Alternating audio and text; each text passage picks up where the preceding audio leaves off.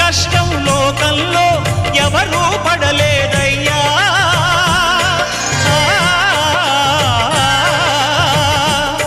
నా రాముని కష్టం లోకంలో ఎవరూ పడలేదయ్యా. సత్యం ధర్మం త్యాగంలో అతనికి సరిలేరయ్యా. కరుణా హృదయుడు శరణను వారికి అభయమొసగునయ్యా.